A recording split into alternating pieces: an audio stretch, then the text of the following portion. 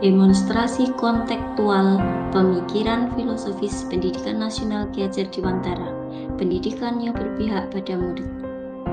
Perkenalkan, saya Umi Pratiwi SPD dari SD Negeri 2 Sukodono, Kabupaten Pacitan, calon guru penggerak Angkatan 5, kelas 105A. KHD membedakan arti pendidikan dan pengajaran. Pengajaran adalah proses memberi ilmu untuk kecakapan hidup anak secara lahir batin. Pendidikan menuntut kekuatan kodrat anak sebagai manusia maupun sebagai anggota masyarakat.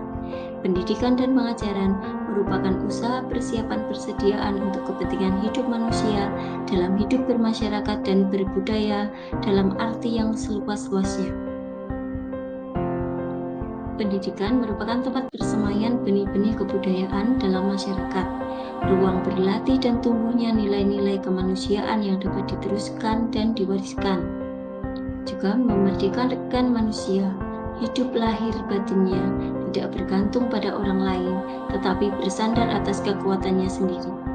Menciptakan ruang bagi murid untuk tumbuh dan memuliakan dirinya, juga orang lain dan menjadi mandiri. Kodrat yang dimiliki menuntun murid menjadi cakap mengatur hidupnya tanpa terperintah oleh orang lain. Penerapan dalam lingkungan kelas atau sekolah, pendidik menanamkan nilai-nilai ibadah seperti menjaga kebersihan, budaya antri, mencuci tangan, rajin membaca, berdoa, dan lain-lain. Nilai-nilai tersebut harus dibiasakan agar menjadi karakter dari anak. Pendidikan bertujuan untuk menuntun segala kodrat anak agar mereka mencapai keselamatan dan kebahagiaan yang setinggi-tingginya sebagai manusia maupun sebagai anggota masyarakat.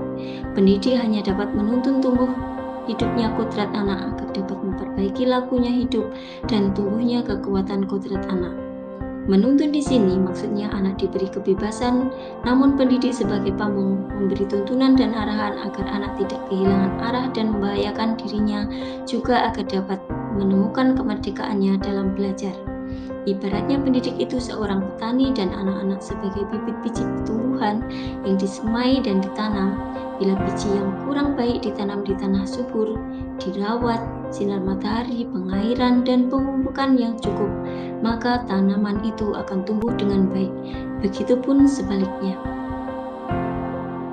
Pendidik tetap terbuka namun juga waspada terhadap segala hal yang dapat kita tiru, sebagiannya dapat bermanfaat dan menambah kekayaan kultur lahir batin, akan tetapi harus diselaraskan terlebih dahulu. Jangan hanya meniru, harus menjadi pertimbangan bahwa Indonesia mempunyai banyak potensi kultural sebagai sumber belajar untuk menebalkan kekuatan kodrat anak yang masih samar-samar. Pendidikan bertujuan untuk menuntun anak menebalkan garis samar-samar agar dapat memperbaiki lakunya untuk menjadi manusia seutuhnya. Berikut ini penerapan dalam lingkungan kelas atau sekolah.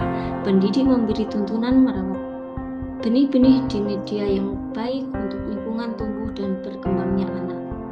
Anak berlatih memimpin, mengikuti ekstra pramuka, olahraga, dan berkreasi. KHD menjelaskan bahwa pendidikan berhubungan dengan kodrat alam dan kodrat zaman. Kodrat alam berkaitan sifat dan bentuk lingkungan di mana anak berada, sedang kodrat zaman berkaitan dengan isi dan irama. Dalam perspektif global, pengaruh dari luar harus disaring dan tetap mengutamakan kearifan lokal sosial budaya Indonesia. Oleh karena itu, muatan atau konten pengetahuan yang diadopsi sejatinya tidak bertentangan dengan nilai-nilai kemanusiaan dan konteks sosial budaya yang ada di Indonesia. Didiklah anak dengan cara yang sesuai kodrat alam dan zamannya sendiri. Berikut ini penerapan dalam lingkungan kelas atau sekolah. Anak tetap mengutamakan budaya lokal tetapi tetap dengan berwawasan global sesuai zamannya.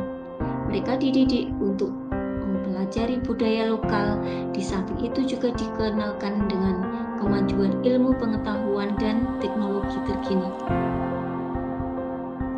Menurut KHD, budi pekerti atau watak atau karakter merupakan perpaduan antara gerak pikiran, perasaan, kehendak, sehingga menimbulkan tenaga. Dapat Dapat juga diartikan perpaduan antara cipta dan karsa, sehingga menghasilkan karya. Peranan keluarga adalah tempat yang utama untuk melatih pendidikan sosial dan karakter baik bagi anak. Tempat bersemuanya pendidikan yang sempurna untuk melatih kecerdasan budi pekerti. Tempat mempersiapkan hidup anak bermasyarakat, mendapatkan teladan, tuntunan, dan pengajaran dari orang tua. Tempat berinteraksi sosial kakak adik untuk melatih kemandirian. Peran orang tua sebagai guru, penuntun, dan pemberi teladan dalam tumbuhnya karakter bagi anak. Budi pekerti merupakan keselarasan antara cipta, rasa, karsa, dan karya. Keselarasan hidup anak dilatih dengan pemahaman kesadaran yang baik tentang kekuatan dirinya agar mampu memiliki kesadaran sosial, bahwa ia tidak hidup sendiri dalam membuat keputusan, harus bertanggung jawab dalam memerdekakan diri dan kemerdekaan orang lain. Budi pekerti melatih anak agar memiliki kesadaran diri yang utuh untuk menjadi dirinya dan memerdekakan orang lain. Budi pekerti ditanamkan melalui kegiatan pembiasaan seperti gotong royong, setia kawan, peduli sesama yang membutuhkan, dan rukun dengan teman. Demikian demonstrasi dari saya. Terima kasih.